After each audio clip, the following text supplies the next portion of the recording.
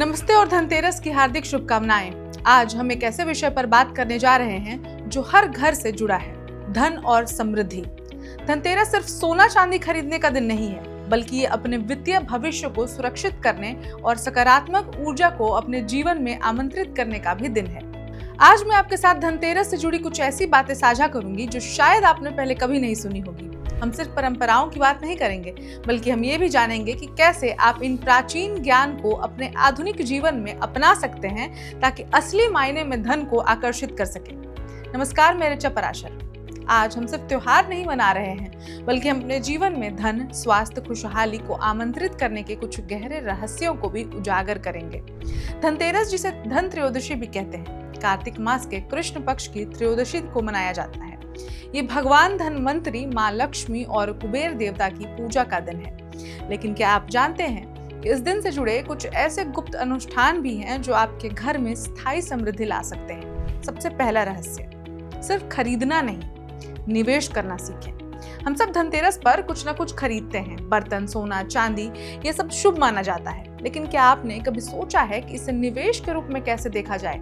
पुराने समय में लोग इस दिन जमीन, पशु, पक्षी, ऐसी चीजें खरीदते थे जो भविष्य में उन्हें और धन दें। आज के दौर में आप इसे वित्तीय निवेश से जोड़ के देख सकते हैं, जैसे SIP, म्यूचुअल फंड्स या कोई ऐसी संपत्ति जो समय के साथ बढ़ती रहे। ये सिर्फ खर्च नहीं, बल्कि भविष्य के लिए धन का बीज बोना है। अब दूसरा रहस्य, दीपदान का गहरा अर्थ।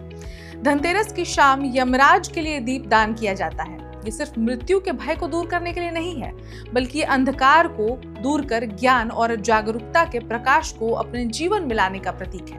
अपने घर के मुख्य द्वार पर तुलसी के पास और पानी के स्रोत के आसपास दीपक जलाना चाहिए। ये नकारात्मक ऊर्जा को दूर करके सकारात्मकता को आमंत्रित करता है। ये याद दिलाता है कि हमें अपने आंतरिक और बाहरी दुनिया को दोनों को प्रकाशित करना है।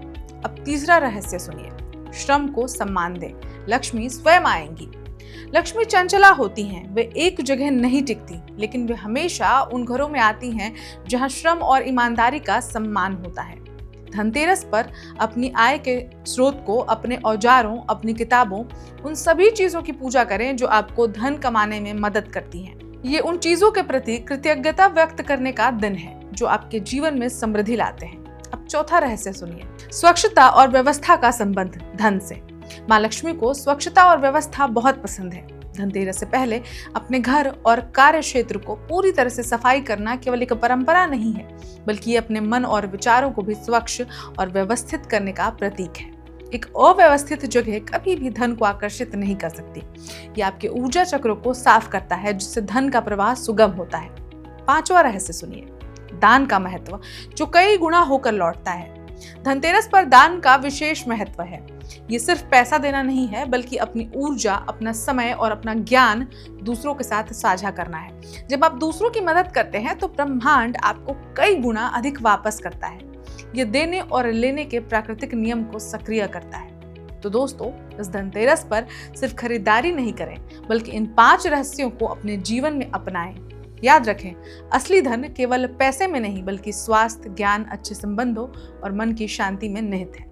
जब आप इन सभी पहलुओं पर ध्यान देते हैं तो वास्तविक समृद्धि आपके जीवन में अपने आप आने लगती है।